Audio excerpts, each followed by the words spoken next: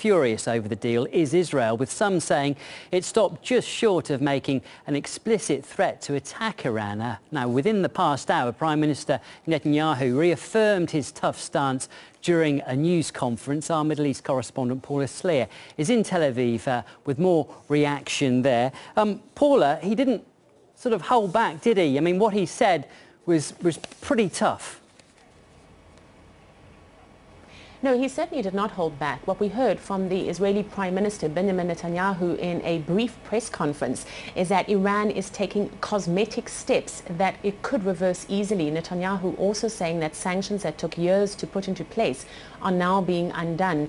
The Israeli Prime Minister warned that this first step could very well be the last step, and he asked the question, what incentive does Iran now have to dismantle its nuclear weapons program?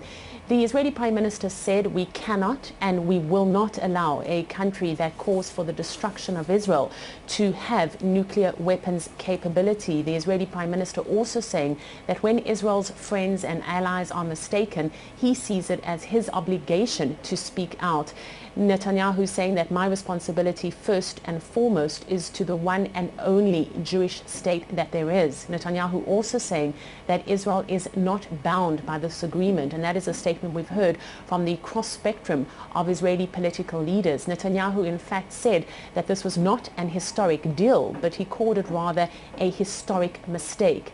Now, Israeli ministers have been lining up to lambast this Iranian nuclear deal. The country's foreign minister, Lieberman, has said that all options are on the table and that Israel would act independently of the deal that is reached with Iran. Essentially, Jerusalem believes that the deal is marginally better than the first draft, but it is still a bad deal according to the Israelis, and they say it could get worse if the controls that are stipulated in the agreement are not rigorously adhered to.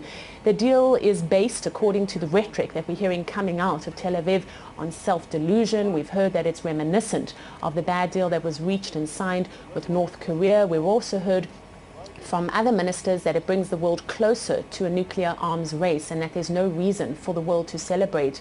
Now, the country's economics minister, Yair Lapid, who is arguably also the second most powerful politician in Israel, has said that the focus now needs to be twofold. Number one, on securing a final better deal, better for both Israel and the international community, in his words, and also to try and re-establish Israel's intimacy in relations with the United States. What the signing of this deal has indicated, first and foremost, is that Israel is further isolated and even more marginalized by an international community that, in effect, did not listen to the Israeli concerns.